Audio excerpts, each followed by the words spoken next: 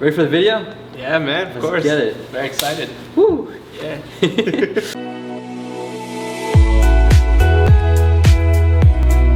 Present practice.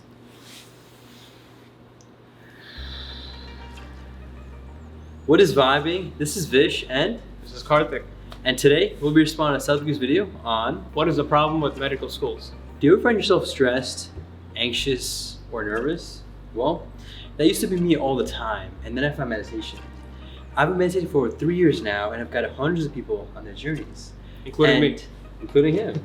And with that being said, I will be soon coming out with a meditation product, so stay tuned for that. And today, I'm here with Karthik.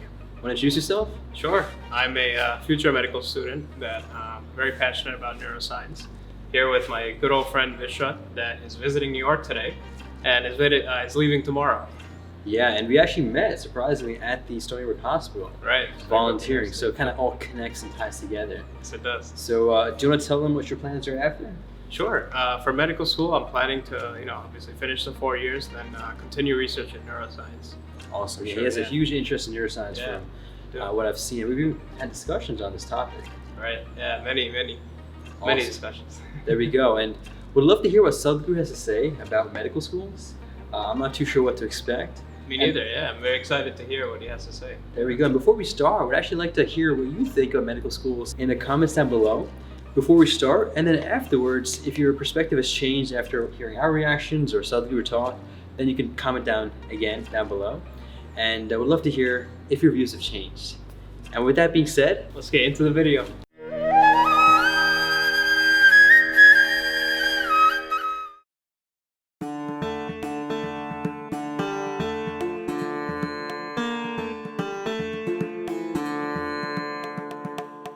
I want to explore the way we educate physicians in this country. There's a lot of research around this in the United States, medical education, that we take caring, compassionate people into our medical schools. So it does not look as though the problem is our selection. People come with open hearts and with compassion and love.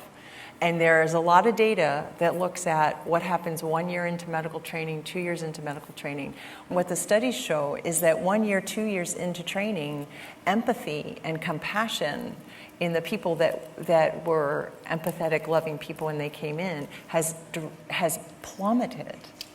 And they self-report that their medical care, not surprisingly, is different. This is not surprising. I guess the simple way to say this is, I believe if we cannot sit with our own suffering as physicians, we can't sit with the suffering of our patients. I'm comfortable dealing with your diabetes and hypertension because I have the tools to fix that, I believe, and I'm trained to do that. But I don't even want to open the door if I even knew what questions to ask that might reveal your suffering, because I don't know how to be present with that. So I'd love your thoughts on that, those comments, and then how do we begin to train and have our learners, our physicians to be, and other healthcare providers, put emotion at the same level as the intellect? So yeah, we are still… see, if you want flowers to grow in your garden, you don't have to think flowers. You don't have to chant flowers. You just have to think of soil, manure, water, sunlight. Nothing to do with flowers. If you handle filth well, flowers will happen. Oh, that's good. If you handle filth well, flowers will happen. Write that down. Those people who think of flowers, they will end up with Chinese-made plastic flowers. Yes. They will not have flowers. So we're again thinking of empathy, compassion, love. These are all consequences of a human being in a certain way. We are trying… see, the whole approach of the intellect is go for the fruit, goal-oriented. No, not the fruit, the root. You nurture the root, fruit will happen. Fruit is a consequence. You're shooting for the consequence without being interested in the cause. That's not going to produce long-term results. Then this is what you will end up with, something that'll work short-term, and then that itself becomes a huge problem. Right now, healthcare system itself is a huge problem. The very fact that pharmaceutical industry is the second largest industry on the planet speaks volumes about our health, isn't it?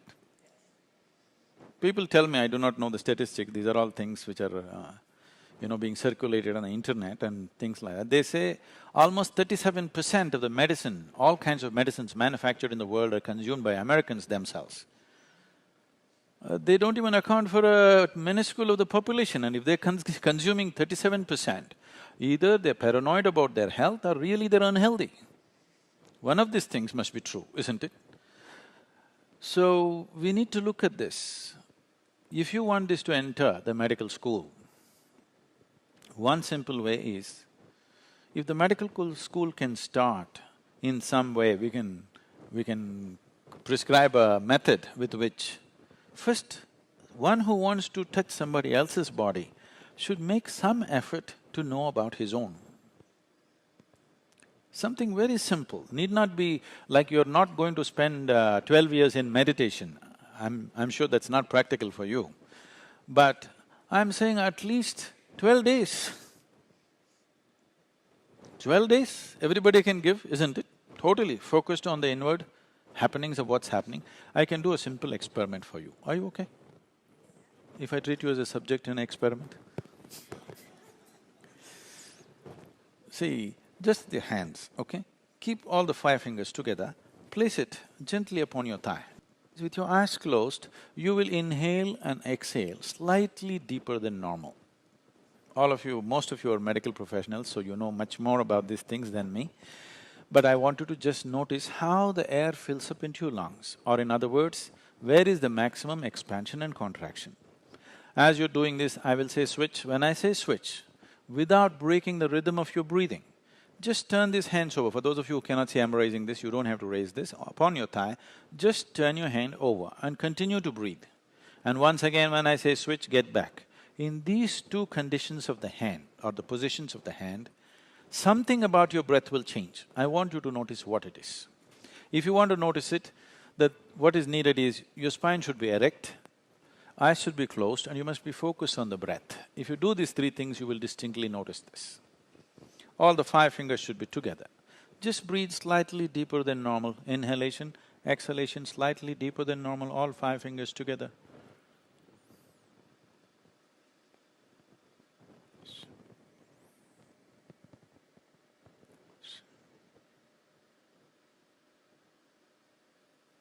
Switch.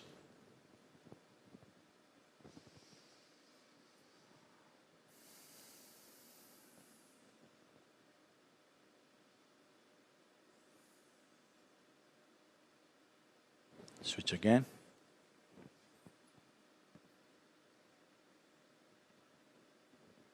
Please open your eyes. Do you notice some difference? What is it? If you hold it this way, the maximum expansion and contraction happens in the lower lobe of the lung, so you will notice it in the diaphragm region. If you turn it around, it moves to the middle lobe of the lung, you will notice it higher up. Just take one breath and see it is noticeable.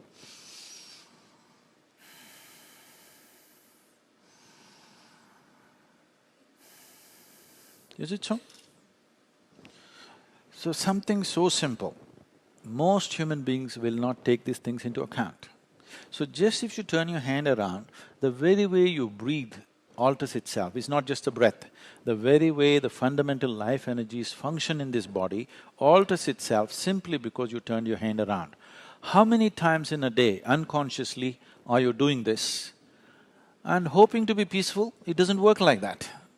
This is like you got into your car, you don't know what these 3 pedals are, just kick any one of them whenever you feel like it. You know what a jerky driver you will be? That's what has happened to human beings. It is not that people do not know peace, health, love, joy, they know all these things, but it's jerky, it's not sustainable, isn't it? If you did not know a moment of peace or joy, you would be on the suicide list. You know peace, you know love, only problem is you can't hold on to it, isn't it? That's because this is a chemical soup. If I give the same ingredients to all of you, soup ingredients to all of you, and each one of you make the soup, you will have still 100 varieties of soups, isn't it? The same ingredients, yes or no? Each home it tastes different, just the way you make it. This also the same thing, same ingredients, just the way you make it within yourself, isn't it? Whether it's health or well-being, peace, love, joy, ecstasy, every human experience has a chemical basis to it. And chemistry is not a basis, chemistry is also a consequence of a different dimension of who you are. I think Mitch was putting up those 5 koshas and all. In yoga, because you're talking about the mind, in yoga we don't see anything as mind. All different levels of bodies, physical body, mental body, energy body, etheric body, and the other one will not translate well, it's called bliss body in English, but that's a wrong translation. So, physical body is something that you gather because of the food that you've eaten. So what kind of food you've eaten definitely interpret itself as the nature of the body that you have. Well, your genetics, the other information has a serious impact, but still the design of this building is important. But still the material is also important, isn't it? Even if the design is fabulous, if the material is bad, still the whole building may not fall down on our heads, but panels could be falling on our heads. So, this is happening, we're not considering what we eat as to what is the best thing for this body. So food, the next thing is mental body. There is a whole intelligence, there's a network of intelligence across this.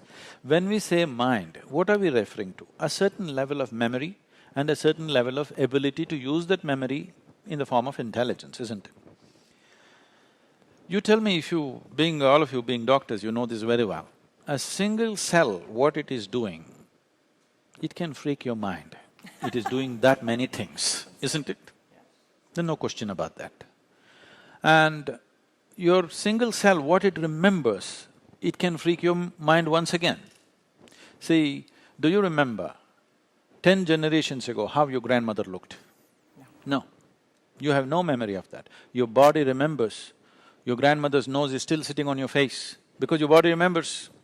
How your forefathers looked 1,000,000 years ago, it still remembers, isn't it?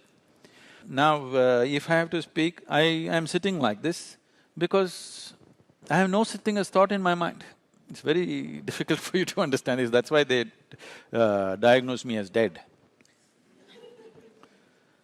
Because I think with my body, I function with my body, not just with one part. So whole process of life is right now being subjected to thought, and people are stressful because what should happen on different levels of your system is all being done in one place. If it's all done in one place, just living. Most people are only taking care of their survival, earning a living, reproducing and dying one day. For that they freaked out. They're not handling some galaxies, just their lives. So what do you think, Karthik? It was interesting, it was interesting. Just like a lot of videos that I see from him, he offers some great analogies that I appreciate, and they're very appealing to a lot of people. But again, I have this issue where the question that was asked was about how we can change medical schools or how we can change the curriculum of medical schools, right? And Sadhguru starts off with talking about the plant and the roots. Mm-hmm. And then he goes on to talk about the nature of the human body, right? And then he goes on, what was next? He talks about, the nature, which includes the mental… There's something else that I can't recall, but it was something he was talking about as well. But I never seem to get the answer of what do we have to change in the medical system. I appreciate, I really love the analogies. Like he loves to joke too. So I love the jokes that he makes. So it's a great time listening to him talk. But as far as the answer to the question, I'm not sure if I got a really. It doesn't have to be direct, even like something indirect, right? So I guess he was talking about the plant and how we should nurture the roots, and we focus on the roots, and then the plant comes out beautiful. Whereas where we focus on the plant and we actually get an artificial plant out of it. I like that because I agree, things shouldn't be goal-oriented, they should be journey-oriented. You should focus on the virtues and the morals behind of what you do, and the fruit will come out and the product will come. 100%. But when you focus on the product, you miss a lot of the elements that come in the journey of it. Yes. So I agree with that, but what does it have to do with fixing a medical school? Yes. Yeah. Valid question. I appreciate you sharing that, right? And maybe I could shed some light on Sure. this. And I see where you're coming from, so I do appreciate you Yeah. opening up that question. So let's start with this, right? From what I've seen as well, from a lot of his videos, he doesn't, on the same page, he doesn't directly answer questions, right? Now I'm going to preface with a little of what you were mentioning earlier with how you had seen the pattern in other videos. I'm going to just share the perspective I have on that, Sure. and then get into the more specifics of this video, right? So the reason he does that, right? The reason he doesn't directly give you answers is because, as I've learned from a lot of these religious teachings, for instance, Abrahamic religions, Okay. that is, and not to criticize them as being right or wrong per se, but the way they go about answering certain questions about life, or even science, for instance, right? I don't know about you. You might be different because Right. you're a lot more deeper into the scientific path Right. than most of the average persons. But before we even get there, let's start with the religion perspective on life, or just answering questions. It's usually founded on answers that come from a book, which are quote unquote from God. Right. There is no even space for questioning these statements or questioning these answers.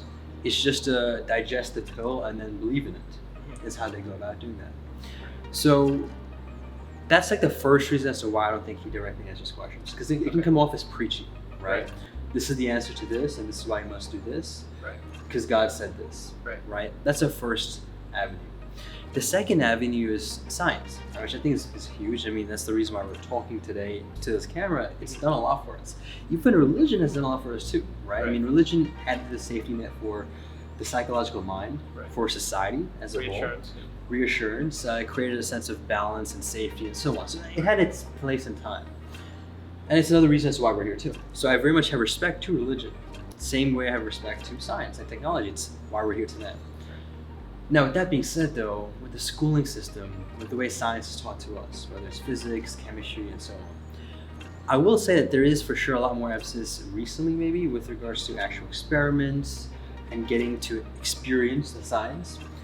But to me at least, most of schooling, whether it's science or even history for instance, it still comes down to digesting a book. And even history, let's make a quick sidestep analogy, right? You're told a story about what happened in this place and time from one person's perspective. And usually, as I say, it's always told from the eyes of the winner, right? So you don't really know what happened. Point of that is, even what you're told from the history books could be wrong or could not be as fulfilling for the actual true story. It really comes down to, again, you just digesting a piece of information and just swallowing that pill, similar to that religious pill that you swallow. Same thing with science. Yes, we have certain chemistry. I think chemistry and biology might be, even physics to an extent, might be little exceptions because we have lab experiments and so on. But I don't know what you, and I could be maybe an educator, so I don't want to speak for everyone. But I feel like I can relate with a lot of people. And even a lot of these experiments we do to just get the lab grade, just to pass the class. And 100% agree. there isn't much of a care to actually learn what's happening. Yes. It's really just to learn to get the grade. Right. Literally, most of it is that. Right. So even there, it's a lot of digesting the pill. Right. I don't truly maybe understand a lot of the things. I mean, I might be understanding and connecting the dots, Right. but it's still built off this premise of almost a belief, Right. in a way. Now, I do understand that science is still very reliable because it can be replicated and it's very much thoroughly looked into, and tons of researchers have proven the various studies, and it helps us, right? So I feel like for that small subset of people that are researchers and experimenters, they maybe are experiencing the science, but for the rest of us, we're not. We're just swallowing that pill. Right. Again, at least I was. No, of course, yeah. And you're a very smart guy, so I feel like you might be more able to comprehend and connect the dots, whereas most of us are not able to with regards to this subject, right? Anyways, long story short, to wrap this all in and connect it to back. You guys have similar traits. There we go. Hey, he's making a connection. But I'll get to where I'm going, right? Yeah. And I appreciate your patience in me getting to the answer. So that's the same principle that applies to Sadhguru, right? If you were to just give you a pill to swallow, Right. you're not thinking for yourself. And if you literally think about this too, right? Even what you learn in school, most of what you learn in school are teachings. I agree, yeah. And what are teachings are thoughts. Right. in a way, most of what you think are not even your thoughts. You might think you're thinking, but you're just recycling the information that is being presented from an outside source. Right. You are literally regurgitating Right. what is being put into you, and you're thinking, Right. but you're not really thinking that you're thinking. You're literally just What? you're just so you think you're thinking, Okay. like as in you're consciously thinking Okay. from within, but you're really just reflecting what is being put into you, is what Right, I'm right, right. trying to say. Right. So his approach is to give you a sense of direction so you can experience the question or the answer that is on your own. So hopefully that clarifies that, but now to get to the specifics, because I know you're very much questioning about that as well, which is important to have, and I'm also very critical of Sadhguru himself. At times, in fact, I don't necessarily always agree with Sadhguru, but I've never ever disagreed with Sadhguru. You see what I'm saying? So Right. there are many times in topics where he'll say something, and I just leave it as an I don't know. And I think that's okay. It's Right. important to be critical and not to blindly believe in something. Right. But at the same time, to equally dismiss something or disbelieve in something without knowing the truth Right. is of equal value. Right.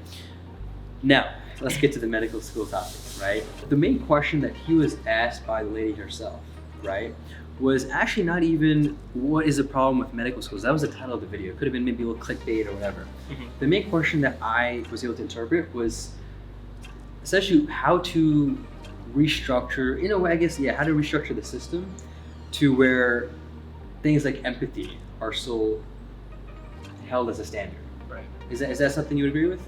As a question that she was asking, or Well, that's along the same lines of what would you fix? how did you interpret? Oh, okay, how did you interpret? What would that? you fix in med school? Was the question. So. Okay, so Yeah. so she did ask that directly.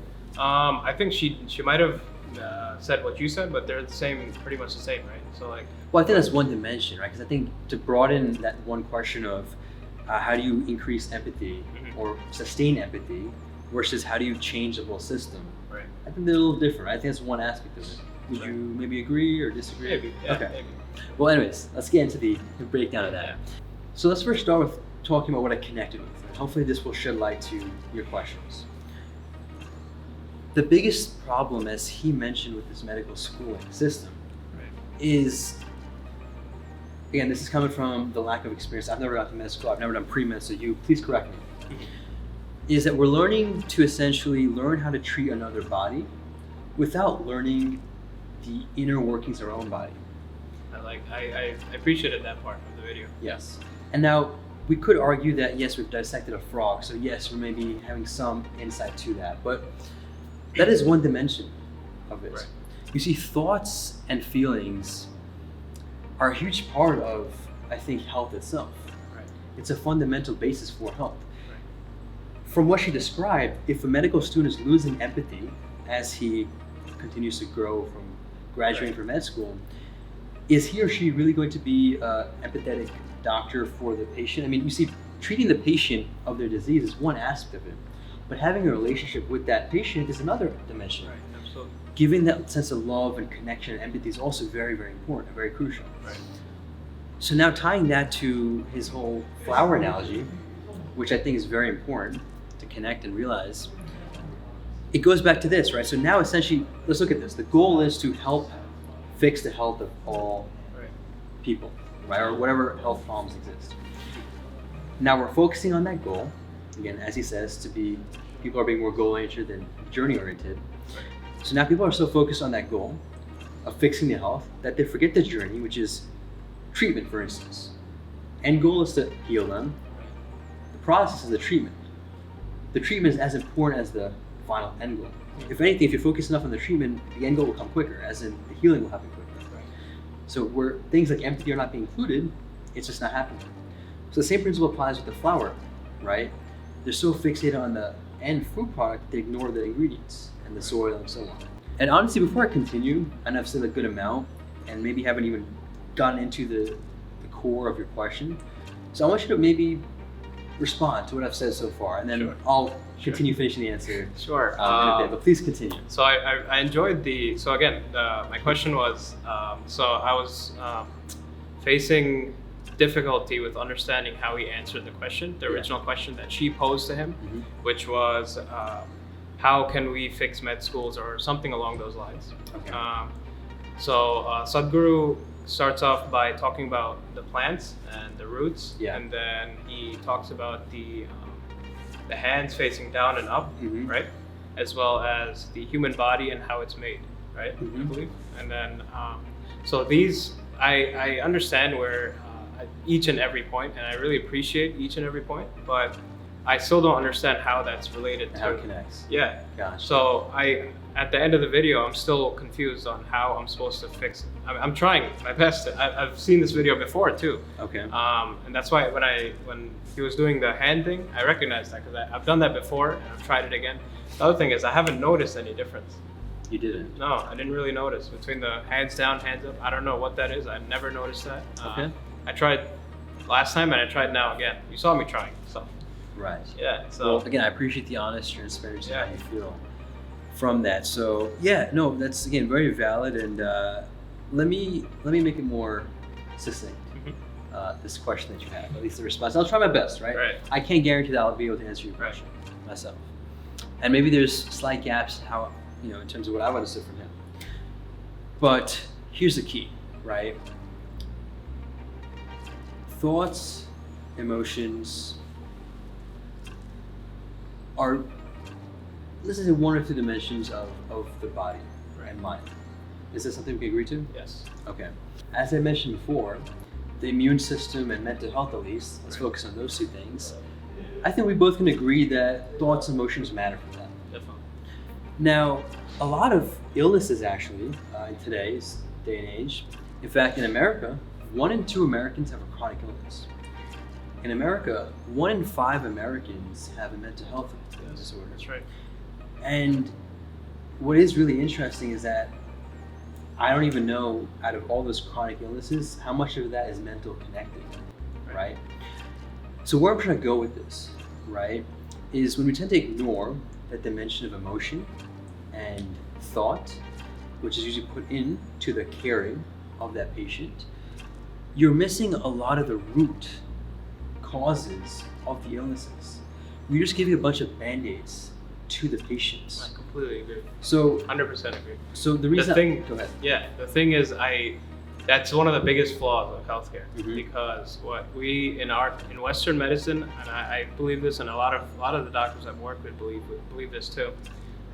We believe that basically a lot of the prescriptions or the therapies are not solutions. They're more so band-aids. They're more so temporary relief, or it's a constant thing that you have to keep going for your life. And some of these things It's almost are, like a subscription model. right, and there's a reason why for that. As Sadhguru mentioned, it was the second biggest industry in the world, Mhm. the pharmaceutical industry. 37% of the prescription uses are from Americans, right? Yes. So that shows how much of our healthcare system has dependence on these therapies and these encounters that patients and doctors have, Yes. and with pharmacies as well, in exchange for money. And that's Yes. really a big issue that we're facing in the world. It shouldn't be as business oriented as it is. Right, Yeah. 100%. And so going off of that real quickly, right? So I guess we've kind of understood how important giving attention to the emotion and thought is, right, for a lot of these treatments. As you and I know, and we've discussed this before, nutrition apparently is not even taught that much No. in med school. As you and I both know, the food you eat is a huge part of the health that you have. Right. So when food is not taught in med school, Right. when how you deal with thoughts, how you deal with emotions is not taught in med school, Right. that is where I think he was going. Right. Because now, Right. when you go ahead, Yeah, I think that's definitely one of the big, really important things. Teaching people with wellness and all that. I think that varies based on school okay. a lot. DO and is by big. a lot. Do you think DO covers that? I think or- it just varies based on school. Okay. Yeah, it's not even the degree; it's based on the school. I see. I think some schools are very focused on the content and, Yes. and the actual ailments and the textbooks and all Mhm. that. Other schools are focused on the patient and what's it called? The provider, the doctor, the Mhm.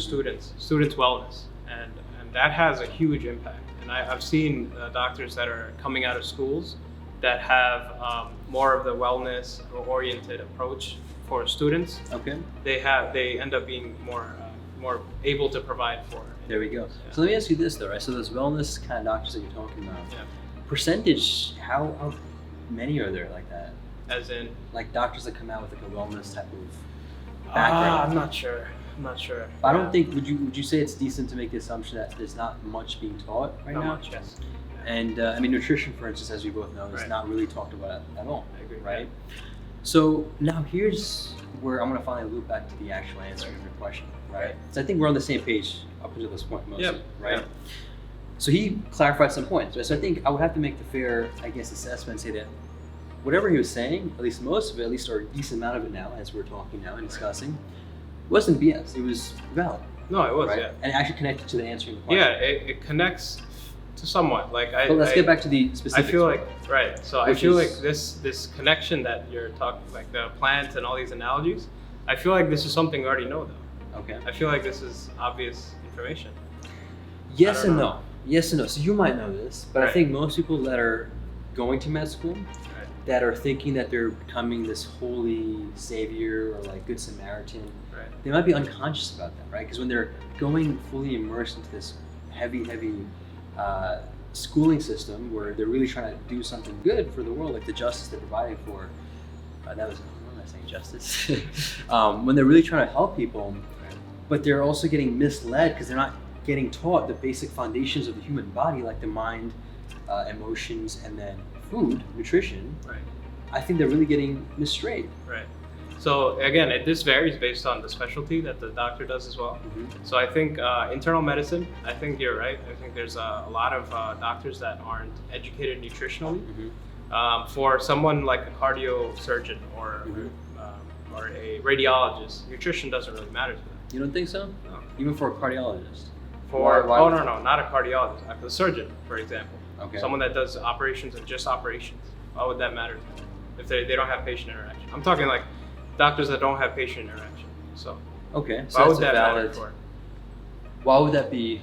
Don't But you? we're deviating again. Sure, I think sure. the big issues in healthcare. I think Yes. if we address that straight on, Yes. one of the biggest issues is the fact that doctors are fed up with the excess and the tedious paperwork and computer typing that we have to do. It's become more so transactional and so much more mechanical than it used to be. Like healthcare used to be a very well-respected profession. Doctoring used to be a well-respected profession. There's a book that Dr. Sandeep Jauhar wrote. It's called The Doctor. This book has taught me so much on how the medical and the healthcare industry has transitioned from the old times to now. So, and one of the major transitions actually basically includes the biggest problem is the fact that these doctors now have to document everything. From A to Z, they have to document in order to get billed. So it's more so like a transaction. Like it has turned into a transaction. Yes. So I think the root cause of the problem is actually, it could be a contribution of why the medical school doesn't teach the students, but I think it also has, I think the major contributor for this is the nature of how the workplace is and how the healthcare system has caused the doctors to work in a certain environment that prevents you from even having these kind of emotions because you're so concerned about your liability and how you're gonna get screwed over by the system. Or because if you miss something, that's why I have a job. You know, as a medical scribe, we're responsible for documenting everything for the doctor so that they don't miss anything and they get billed appropriately. Or if, for example, I don't include a risk statement and in the future some patient has an issue, it will be my fault that I didn't include that in the paper. And it would be all on the doctor, and that he would have to pay a bunch of medical insurance and go through a whole lawsuit for that. Wow. And that's the reason why I feel personally, the biggest reason why we have issues with empathy and compassion in the healthcare system is because of the technical and the mechanical approach that we have been taught in residency, not really in med school as much, because in med school we're taught what we're supposed to be taught. Yeah. So how would you go about, actually before I answer that question, because I just remembered, I appreciate you sharing all that. I think I learned a lot from you too, and I'm assuming you watching also learned from him. He has a lot of real life experience with this stuff, so I think that was great stuff that you just shared with the audience. But to quickly just answer that one question, which I finally was able to kind of connect the dots, which was, for instance, how do you improve empathy? Because I think that was a core of a question, right? Or at least sustain empathy. Right. I really think that him providing the flower analogy, I mean, yeah, it can sound great, and it's a great analogy because it applies to a lot of things. But the reason why it's so relevant to the specific question is because what's going to happen now is, if you realize, let's say the doctor doesn't realize, okay, empathy is not being taught, or it's not being used. Right. Now, they're going to artificially create empathy. For instance, there might be, let's say, certain policies that doctors, I'm making this up for now, just for the point getting across, where doctors are requested to ask the patient, how are you doing? How are you doing right now? Was I able to help you at the end? Or just things like, gratitude, right? Like, what are you grateful for? Asking all these type of empathetic questions. And I think, perfect. So I think a lot of, let me just go ahead. I appreciate you before I forget. Yeah. So now what's going to happen is, let's just say that's now realized that these questions are missing, right? Right. But now, because again, they're so focused on the empathy aspect, which is the goal or the flower or the fruit, they're going to say it so robotically that they're not even going to care. So it's literally teaching empathy, but you're learning it without empathy.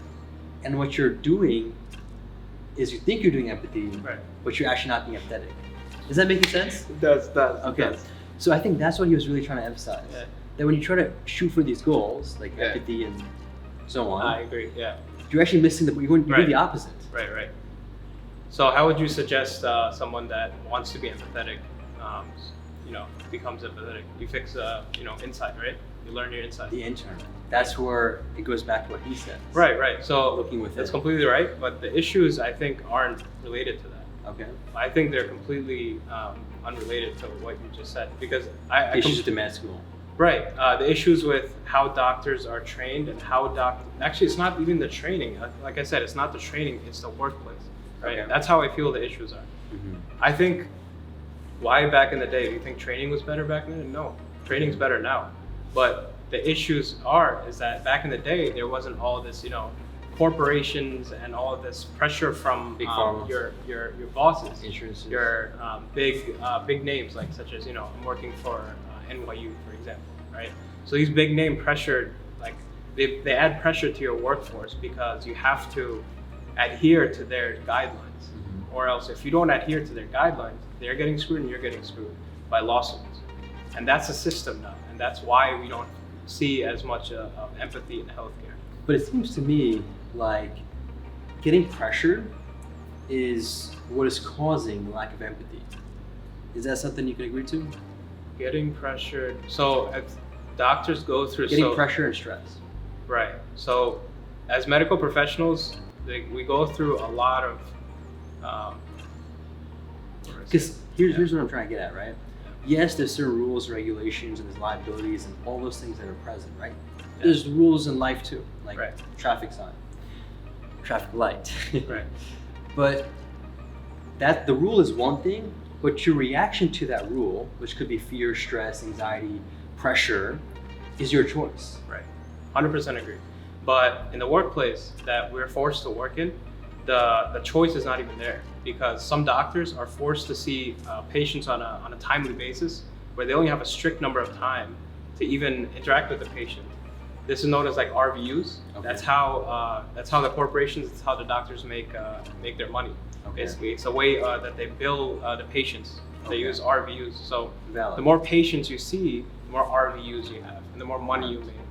And Right. that's why they force you to work like that. Sure. Yeah. But what if, so that's Yeah. an important point that you're bringing up. But what if, let's say you're having this RVU thing that you just mentioned. You have to see 30 patients this one day, right? But now what's happening, because you're not able to even take care of your own emotions or thoughts, Right. the first patient I'm looking at, I'm not even thinking with the first patient. So let's say, yes, you're given 20 minutes for each patient, Right. which is not enough. I'm just making this up. No, of course. Yeah. It's not enough, right? But there's a difference again between truly being present and connecting with that patient, whether it's for 1 minute or I for agree. 2 hours, Absolutely agree. versus having a certain amount of time slots. And so the point I'm making, right, is even if you're given limited time, Right. it's still your choice internally to give that patient your fullness, right? And that, yes, we can make the argument that it's harder to give that time because now we're thinking about the next patient, we're thinking about the next 20 patients and Right. liabilities and so on. But again, that comes back to you're not learning how to handle your own emotions and your own thoughts. Right. So if you can't even handle your own emotions, your own thoughts, how are you going to even give any great attention to anyone for even for an hour? Right. Does that make sense? That makes sense. So where I'm trying to get at is, it goes back to what he says, inner engineering. Right. If you can learn to handle your own thoughts and emotions, Right. yes, you can't control the external, Right. but you can control the internal. That's why it's inner engineering. Right. So now you're given that 20 people or 20 patients, 20 minutes each. It's very conflicting. But you versus me doing that, I mean, we both know this, you with the experience and knowledge you have, and I do the same thing. Am I going to give as much attention or as much help? No. Right. Right? We're given the same time. Right. Hopefully that answers your question. Somewhat. Yeah. Okay, so maybe shedding more light. Yeah. Honestly, this is, I think, a great conversation we had. It's never ending. I honestly want to appreciate you for taking this time. If you have made it till here, honestly, would appreciate if you like that like button, right, real quick. And really grateful again for you taking this time to watch this. I appreciate you for being here today. Of course. I think we had a very great discussion. Maybe it wasn't as productive initially, but I think we kind of were able to hone in on certain points as we Right. progressed through this conversation. Make it a great day, take it joyfully, and stay conscious.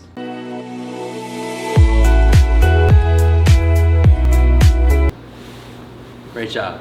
Good job. All right, bro.